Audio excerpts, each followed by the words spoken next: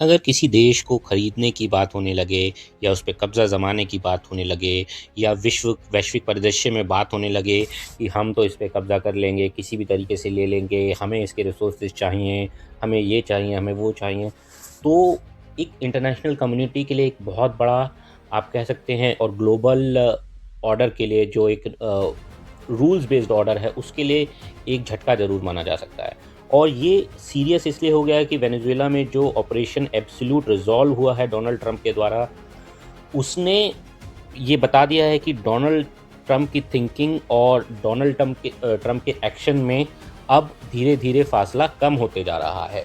तो ये गंभीर चिंता का विषय है। ग्रीनलैंड का सवाल एक, आप कह सकते हैं कि 80% आइस शीट से ढका हुआ है ग्रीनलैंड, और इसका तापमान आर्कटिक जोन में ही रहता है, मतलब माइनस के उसमें रहता है। और अब इस तरीके से, जिस तरीके से बातें चल रही हैं ग्रीनलैंड को हथियाने की, ग्रीनलैंड को कब्जाने की, ग्रीनलैंड पे अधिग्रहण करने की, ग्रीनलैंड के राइट्स लेने की, उससे ग्रीनलैंड का तापमान बढ़ा है। ग्लोबल वार्मिंग की वजह से तो बड़ा ही बड़ा है। अभी जो फ्लैश पॉइंट्स जो बढ़ रहे हैं कि आईसी टेरिटरी, जो ग्लोबल पावर का, अलायंस सिक्योरिटी का, क्या फ्यूचर ऑफ इंटरनेशनल ऑर्डर होगा, वो सब एक तरीके से एक प्लेटफॉर्म में आ गया है, ग्लोबल डायनेमिक्स के प्लेटफॉर्म में आ गया कि आखिर क्या होगा। देखिए, अगर आगे रीसेंट स्टेटमेंट्स की बात की जाए और रीसेंट चेंजेस की बात की जाए ग्रीनलैंड के रिस्पेक्ट में, तो President Trump has stated that कि we are going to do something on Greenland whether they like it or not. If we don't do it the easy way, we are going to do it the hard way. वो बहुत सीधे और साफ शब्दों में कह रहे हैं कि हमें ग्रीनलैंड चाहिए हर कीमत पर, इधर दिस वे और that way, I will get the things done by hook और क्रुक, छल कपट साम दाम दंड भेद, हमें किसी भी तरीके से चाहिए। ग्रीनलैंड ने 1952 का clause, world war post war का क्लॉज इन्वोक किया है, एक तरीके से बताया है कि भाई अगर इसमें सोल्जर्स, हमारे सोल्जर्स, डेनमार्क के सोल्जर्स, जहां वो अगर देखते हैं वहां कोई भी एक्सटर्नल इन्फ्लुएंस देखते हैं, कोई भी भारत का सैनिक देखते हैं, तो they will shoot first and ask question, गोली पहले मारेंगे और बाद में पूछेंगे।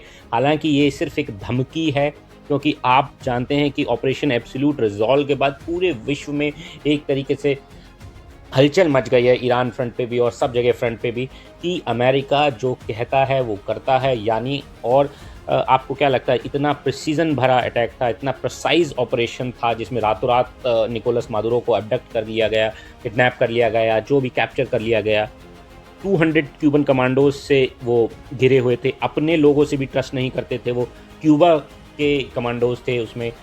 फिर भी अमेरिका ने जिस तरीके का ऑपरेशन अंजाम दिया, उससे तो ये डेनमार्क की सिर्फ एक धमकी लगती है। हालांकि ये मैसेज बहुत क्लियर है, जिस तरीके से इमैनुअल मैक्रोन ने और prime minister of Italy has said that कि हम क्या is it end to NATO, McDonald's को भी हम निशाना बनाने लगे। तो ये सब सवाल अब उठने लगे हैं, और ये डेनमार्क और ये सारे स्वीडिश जो राष्ट्राध्यक्ष है, उन्होंने सब ने यानी वोकल कंडेम किया है अमेरिकन स्टेटमेंट्स को, ग्रीनलैंड को हथियाने के लिए। तो and they have categorically mention that Greenland is not for sale. ठीक है, देखिए, ग्रीनलैंड की अगर हम भौगोलिक स्थिति की बात करें, जोग्राफिकल सिचुएशन की बात करें, it is a part of the north America, it is a part of the north American Arctic circle, और ये आप कह सकते हैं सेकेंड आफ्टर अंटार्कटिका है, जो आइस शीट से जितना ज़्यादा है, 80% इसकी आइस शीट से ढका हुआ है। और बहुत सारे आप कह सकते हैं कि पॉलिटिकली और कल्चरली टाइड टू यूरोप है। डेनिश इन्फ्लुएंस है ग्रीनलैंड पे, डेनमार्क के प्रोटेक्टोरेट में आता है ये। और बेसिकली ये पूरा सिचुएशन दिखा रहा है, क्योंकि रशिया और आर्कटिक सर्कल में 8 कंट्रीज़ हैं, उनका भी इस रीजन में बहुत इन्फ्लुएंस रहता है। तो ये ग्रीनलैंड एक वेरी इंपॉर्टेंट, रशिया और China already have a massive presence in Arctic. तो आप समझ सकते हैं कि Greenland, how critical is Greenland with this map. ठीक है, वर्ल्ड लार्जेस्ट आइलैंड है, इसमें कोई डाउट नहीं है। अगर हम देखेंगे ग्रीनलैंड को बहुत डिटेल से, इसमें बेसिकली इसका क्या सिस्टम है। देखिए, इसके क्लाइमेट की हम पहले बात कर लेंगे। आर्कटिक टू सब आर्कटिक है। आप यहाँ मिडनाइट सन देख सकते हैं, पोलर नाइट्स देख सकते हैं, आप जो ज्योग्राफिकल फिनोमेना आप देख सकते हैं, मिडनाइट सन और 6 month day, cold night, whatever is it, आपको यहाँ ग्रीनलैंड पे मिल जाएगा। -50 डिग्री सेल्सियस पहुँच जाता है विंटर में। 10 से 15 डिग्री सेल्सियस मैक्सिमम टेम्परेचर इस समर में मिलता है, और वो भी बहुत छोटे टाइम के लिए। रेजिडेंट्स की बात करें तो 57,000 लोग हैं, 57,000 की पॉपुलेशन है। अगर हम बात करें अमेरिकी प्रेजेंस की, तो अमेरिकी प्रेजेंस स्टिल इज़ देयर, और एक उनका बेस है, उस पर उनके लगभग 15,000 सैनिक मौजूद हैं। तो वो जो डेनिश और जो कह रहे हैं, और अभी न्यूज़ आई है कि मिलिट्री प्रेजेंस बढ़ाने की बात की गई है, तो ये एक सिंबॉलिक है। मैं मानता हूँ मिलिट्री उस तरीके से इंटरफेयर नहीं कर सकती, और उनके सामने नहीं खड़ी हो सकती अमेरिकन फोर्सेस के सामने, सबको पता है। तो ये एक सिंबॉलिक गेस्चर है कि हम मिलिट्री डिप्लॉय कर रहे हैं, उनको डिस्करेज करना चाह रहे हैं अमेरिका। हाईएस्ट पॉइंट जो माउंटेन का है वो एक तरीके से गॉनबॉन फील्ड है। आप कैपिटल नूक है ग्रीनलैंड की, तो बहुत ज़्यादा लोग नहीं हैं, एक आइसी शीट कॉन्टिनेंट है। तो बट बात इसके ऊपर की नहीं है, बात इसकी ज्योग्राफिकल लोकेशन की है और इसके अंदर छुपे हुए रहस्य की है। वो हम देखेंगे, उससे पहले हम इसका कॉम्प्लिकेटेड पाथ देख लें कि ग्रीनलैंड क्या की शुरुआत हुई, कैसे इसको नाम पड़ा। देखिए, ग्रीनलैंड का जो बेसिकली नाम पड़ा, वो एक एरिक नाम का एक मर्डरर था आइसलैंड से, आइसलैंड वाइकिंग। तो वाइकिंग सीरीज़ देखेंगे तो आपको बहुत अच्छे से समझ में आ जाएगा कि क्या हम बात करना चाह रहे हैं। कि वो मर्डरर था आइसलैंड का, तो उसको निकाल दिया था, एक तरीके से देश निकाला दे दिया था। तो वो वॉयज के थ्रू अपने पहुंच गया ग्रीनलैंड, और वहाँ उसने लोगों को इनवाइट करना शुरू किया, और उसने बोला कि यहाँ तो ग्रीनरी है, यहाँ तो बहुत अच्छा है, आप यहाँ आइए, एग्रीकल्चर करिए। और जितने भी नोमैडिक ट्राइब्स थे, हर्डर्स थे, वो आना शुरू हो गए, सेटल होना शुरू गए। बट दे फेस्ड डिसअपॉइंटमेंट, क्योंकि उनको बेवकूफ़ बना दिया था, उनको गुमराह कर दिया था, बट किसी भी तरीके से हालात में रहना था। तो इस तरीके से ग्रीनलैंड की शुरुआत हुई, बल्कि कि ग्रीनलैंड है, देयर इज़ नो आइसलैंड। तो दिस थिंग, हालांकि रिसर्च शो करती हैं कि काफ़ी साल पहले, हज़ारों साल पहले, एक नीचे का जो ग्रीनलैंड का हिस्सा है वो बहुत ज़्यादा बायोडाइवर्सिफाइड था, और प्लांट्स और जितने भी आप कह सकते हैं बर्ड्स की जितनी भी डाइवर्सिटी, बहुत सारी अच्छी अच्छी आप देख सकते हैं कि उसके अंदर फेनोमेना ऑब्जर्व किए जाते थे, जो भी इकोलॉजिकल फेनोमेनास हैं। ठीक है, अब बात करेंगे कि भाई ऐसा क्या हुआ कि डेनिश कॉलोनाइजेशन बिगेन हो गया। डेनमार्क बहुत पास में था, प्रॉक्सिमिटी थी यूरोप के साथ, पॉलिटिकली एंड कल्चरली लैंड 300 साल पहले, अभी से 300 साल पहले। बट उनकी वहाँ की इन्यूट पॉपुलेशन थी, एक लोकल पॉपुलेशन थी, लोकल इन्यूट लोग थे, जो उनके इंडिजीनियस लोग थे। उनको देखिए, कोई भी एक्सटर्नल इन्फ्लुएंस आएगा तो थ्रेट तो महसूस होगा ही वहाँ की लोकल ट्राइब्स को, या लोकल जो पीपल होंगे। तो उनको फोर्स्ड एसिमिलेशन करने की कोशिश की गई। भाई डैनिश ने कहा कि जो जैसा था कि हम आपको सिविलाइजेशन सिखाएंगे, रिमूवल ऑफ चिल्ड्रन किया गया, उनको फोर्स्ड कंट्रासेप्शन प्रोवाइड किए गए उनको, इन्यूट पॉपुलेशन को। तो उनके मन में डेनिश लोगों के प्रति थोड़ी बहुत खटास है, और अच्छी खासी खटास है। They don't like Danish people. But अब वो एसिमिलेट हो गए हैं, काफ़ी चेंजेस आ गए हैं। तो वो सब चीज़ें हुई हैं, डीह्यूमनाइजिंग पॉलिसी थी। तो Greenlanders always desire for independence is ever strong, हमेशा से उनकी रही है। देखिए 1953 में इसी कड़ी में वो डेनमार्क का पार्ट बने धीरे धीरे। हालांकि यही जो स्ट्रगल था, जो ट्रस्ट डेफिसिट था, वो 1979 में ग्रीनलैंडर्स को होम रूल अडॉप्ट करवा देता है। वो उनकी खुद की पार्लियामेंट बनने लग जाती है, जो आगे चलकर 2009 में एक सेल्फ गवर्निंग स्टेटस मिल जाता है उनको, सेल्फ गवर्निंग बॉडी मिल जाती है, डोमिनियन टाइप मिल जाता है, डोमेस्टिक अफेयर्स का कंप्लीट कंट्रोल ग्रीनलैंड के लोगों के पास आ जाता है। ठीक है, आज की हम बात करेंगे तो ग्रीनलैंड का क्या स्टेटस है, क्या सिचुएशन है, अभी करंट सिनेरियो में ग्रीनलैंड क्या है। देखिए, ग्रीनलैंड की जो भी, अगर डोमिनियन की हम बात कर रहे हैं, प्रोटेक्टोरेट बात कर रहे हैं, तो उसमें फॉरेन पॉलिसी, डिफेंस और मॉनेटरी पॉलिसी, ये 3 एस्पेक्ट पे डेनमार्क कंट्रोल रखता है। जबकि ग्रीनलैंड के local affairs, domestic affairs, education, health, Greenland की सेल्फ गवर्निंग बॉडी, उसकी पार्लियामेंट, और उनका खुद का प्राइम मिनिस्टर है। उनकी खुद की प्राइम मिनिस्टर मेटी फ्रेडरिक्सन है, जिन्होंने बहुत कड़ी आलोचना की है और ये बोला है कि इस तरीके से तो नाटो का अस्तित्व खतरे में आ जाएगा। तो ये सब बातें हुई हैं, ये सिचुएशन है ग्रीनलैंड की। बहुत बेसिक और सिंपल मैनर में हम समझ रहे हैं इस चीज़ को। ठीक है। अभी लेकिन ऐसी क्या स्थिति हो गई है कि भाई अचानक से ये सब चीज़ें चेंज होने लग गई हैं। देखिए, इस ग्रेट गेम के पीछे एक ग्रेट मेल्ट का हाथ है। सबसे बड़ा रीज़न अभी जो, देखिए, मांग तो 100 साल पहले से उठ रही है, बट अभी ऐसा क्या हुआ है कि क्लाइमेट चेंज से जो बड़ी आइस मेल्ट हो रही है, आइस शीट हो रही है, हो रही हैं, उनसे एक नए शिपिंग रूट्स ओपन हो रहे हैं जो करीब एक वीक का ट्रेड रूट टाइम आपका बचा देंगे। तो ग्लोबल ट्रेड में बहुत हेल्प मिलेगी उस ट्रेड से। तो उस ट्रेड रूट पे कंट्रोल के लिए Greenland is very very important. देखिए, बर्फ़ पिघलेगी तो रास्ते बनेंगे, और उसका रास्ता जो उसकी गैप बनेगा उसमें फ्लो ऑफ रिवर होगा, फ्लो ऑफ चैनल होगा। तो उस चैनल के थ्रू जो भी ट्रेड होगा, वो ट्रेड रूट, जो लॉन्ग ट्रेड रूट है, उसको कट करेगा। इससे कंट्रोल आएगा सिस्टम पे, उस पूरे ट्रांसपोर्टेशन पे कंट्रोल आएगा, कार्गो शिप पे। तो ये एक बहुत बड़ा इंपॉर्टेंट फैक्टर है। देखिए, और दूसरा एक जो जेन्युइन कंसर्न है जो अमेरिकन प्रेसिडेंट डोनाल्ड ट्रंप का, कि Russian and Chinese heavy presence है वहाँ, ships all over the places. ऐसा नहीं है कि they are not dealing with the कि ग्रीनलैंड से उनको कोई मतलब नहीं। They are heavily invested, Russia and China. Venezuela के केस में भी था, चाइना का रिजीम चेंज हो गया, नाउ चाइना के लिए बहुत बड़ा लॉस है। Now the thing is that कि यूएस सिक्योरिटी कंसर्न है, बहुत जेन्युइन बेसिक कंसर्न है, but the thing in which the manner they are doing, that is not acceptable. ये कह रहे हैं क्योंकि देखिए, नाटो और डेनमार्क दोनों फाउंडिंग मेंबर हैं। माफ़ कीजिएगा, यूएस और डेनमार्क नेटो के फाउंडिंग मेंबर हैं। तो नेटो का मैकेनिज़्म आपको पता ही है कि एक पर हमला, सब पर हमला, तो खुद ही एक उसका राष्ट्र हमला कर रहा है। तो ये गंभीर संकट पैदा हो गया ग्लोबल जियोपॉलिटिक्स के लिए, ग्लोबल डायनेमिक्स की। तो अभी हम ज्योग्राफिकल एस्पेक्ट पे बात कर रहे हैं कि भाई देखो, ऐसा क्या है कि हमने एक तो ट्रेड रूट का बताया, ट्रांसपोर्टेशन सर्विस ओरिएंटेशन बता दिया हमने। अभी एक इम्पॉर्टेंट ये है कि भाई आपके जो मोबाइल फ़ोन्स हैं, आपके सेल फ़ोन्स हैं, आपकी जो लैपटॉप हैं, स्पेस टेक्नोलॉजी है, डिफेंस मैकेनिज्म, आईओटी वगैरह, एआई के जो भी एडवांस डिफेंस सिस्टम आप बात कर रहे हैं, उनमें उसमें जो मटेरियल यूज़ होते हैं वो रेयर अर्थ मटेरियल है। चाइना की ग्लोबल हेजीमनी का रीज़न भी यही है कि he is sitting on the rare earth metal.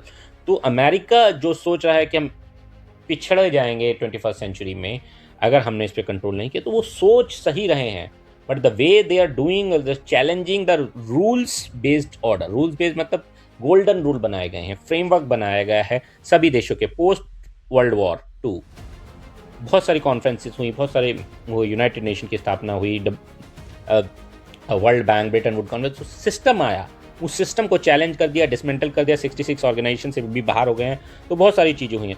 Billions of oil है, नेचुरल गैस है, ट्रिलियंस ऑफ क्यूबिक फीट है नेचुरल गैस मिली है, आयरन और यूरेनियम, गोल्ड, जिंक, ये सब चीज़ें मौजूद हैं। तो ये एक बहुत बड़ा प्राइम कारण बताया जाता है कि रेयर अर्थ मेटल और ये जो आपके गैसेस और ऑयल है, ये एक बहुत बड़ी ड्राइविंग फोर्स है। ठीक है, अमेरिका के लिए क्यों इंपॉर्टेंट है अभी? देखिए, अमेरिका का जो पिटोफिक स्पेस बेस है वो आइज इन द स्काई है। वो आप it monitor space and potential threat, and इसकी जियो स्ट्रेटेजिक लोकेशन इस तरीके से है कि रशिया चाइना के जो भी इंटरसेप्शन करने हैं और शॉर्टेस्ट मिसाइल रूट है, it is very critical for ballistic missile early warning. US defence के लिए, मिसाइल डिफेंस के लिए बहुत क्रिटिकल इंस्ट्रूमेंट है ये, एक तरीके से ये बेस 1951 का यूएस डिफेंस एग्रीमेंट है। तो स्ट्रैटेजिकली ये यहाँ मौजूद हैं, पहले से ही मौजूद हैं। अभी रिसोर्सेज को लेकर और कंसर्न है, तो यही कारण है कि वो पुश कर रहे हैं अपने आप को कि हमें पूरे एकाधिकार मिल जाए, सोल राइट्स मिले, उसके लिए वो हर कीमत चुकाने को तैयार है। लेकिन देख लेते हैं उससे पहले कि भाई देखिए, सेंचुरीज ऑफ एम्बिशन है, वो कैसे डेवलप हुआ। देखिए, रियल एस्टेट व्यापारी पहले से ही है वो। America is not new in the market कि भाई सेल और परचेज का उसने लुसियाना 1803 में खरीदा, अलास्का रूस से उसने 1867 में खरीदा, 1867 में वेस्ट इंडीज़ खरीदा उसने 1917 में। तो बहुत सारी चीज़ें हुई हैं। जिस साल अलास्का खरीदा उसी साल इसको नोटिफाइड कर दिया और इसकी स्ट्रेटेजिक वैल्यू बता दी गई कि भाई ये 1867 में स्ट्रेटेजिक वैल्यू पता लग गई ग्रीनलैंड की। उसके बाद 1946 में प्रेसिडेंट ट्रूमैन ने ऑफर किया कि भाई $100 मिलियन हम डॉलर दे रहे हैं तो ग्रीनलैंड खरीद दो, और डेनमार्क ने रिफ्यूज़ कर दिया, उन्होंने साफ मना किया। तो देखिए एक बार और ट्रंप ने प्रपोज किया कि भाई हम लार्ज रियल एस्टेट डील आपको दे रहे हैं, बट आइडिया को डिसमिस कर दिया और एब्सर्ड बता दिया गया। तो देखिए अब वो सिचुएशन नहीं है, अब सेकेंड टाइम वो पावर में हैं और उनके पास बहुत एक तरीके से अच्छी खासी मेजॉरिटी है और वो पूरी तरह से अपने कंट्रोल सिस्टम में चीज़ें कर रहे हैं। इसी वजह से एक न्यू प्लेबुक डेवलप हो गई है पूरी तरीके से, एक जो एक्सपर्ट्स कहते हैं एक न्यू प्लेबुक एक्ट कर रही है पीछे से। तो उसमें एक चार्म ऑफेंसिव एक टर्मिनोलॉजी दी है जिसमें high level visit, dignitaries visit जाएंगे, बहुत हाई लेवल डायलॉग होंगे, डिप्लोमेटिक टॉक्स होंगी उसमें कि भाई हम आपको चाहते हैं कि आप हमको अपना एरिया सौंप दें, हम आपके एरिया में इंटरेस्ट दिखा रहे हैं, हम प्रेशर डाल रहे हैं ऊपर। देखिए हाई लेवल चार्म ऑफेंसिव में कुछ हद तक तो ये बातें ये कही गई हैं कि जो डेनमार्क की प्रिंसेस हैं और जो डोनाल्ड ट्रंप के बेटे हैं उनकी शादी हो जाए और डॉवरी में डेनमार्क इनको ग्रीनलैंड दे दे। हालांकि ये पहले चलता था, अब जो न्यू रूल्स हैं, रूल्स बेस्ड ऑर्डर हैं, उसमें ये उतना इम्पोर्टेंट नहीं है।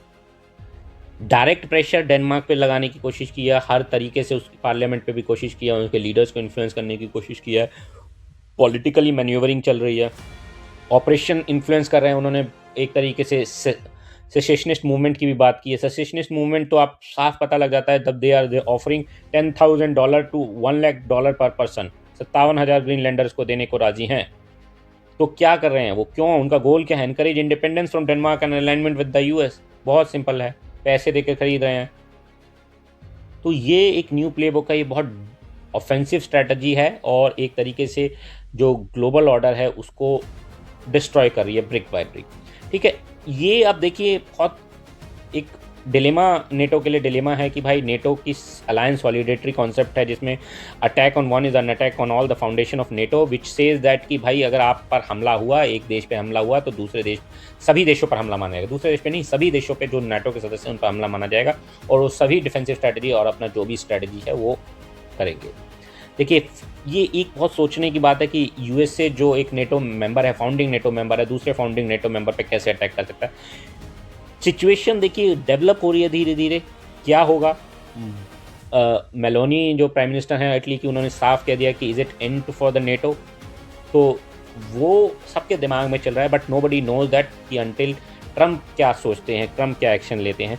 तो देखिए रशिया और चाइना बहुत क्लोजली वॉच कर रहे हैं और उनको पता है कि भाई मॉस्को और बीजिंग को कि एक तरीके से उनके लिए एक पॉजिटिव वाइब्स है कि नेटो डिसइंटीग्रेट हो रहा, आपस में लड़ मर कर ये मरने जा रहे हैं। The ideas of rules based order, western alliances break होंगे धीरे धीरे, तो उनके लिए जितना ब्रेक होगा उतना फ़ायदा है। यूरोप तो एक्सट्रीमली कंसर्न और बहुत सीरियस है और they are struggling to balance alliance with the US and principle of international law. देखिए यूएस तो अपना इंटॉक्सिकेशन है पावर के लिए, तो अब ज़्यादा इंपॉर्टेंट ये है कि भाई पोस्ट वर्ल्ड वॉर के बाद जो ट्रीटीज़, लॉ, साइंस और गोल्डन रूल्स हमने बनाए थे उसमें जिसमें सॉवरेनिटी फंडामेंटल थी, वो अब जंगल ऑर्डर में बदल गया। अब वाइट हाउस ने सीधा सीधा कहा है कि power is what rules the world, international law is for the birds.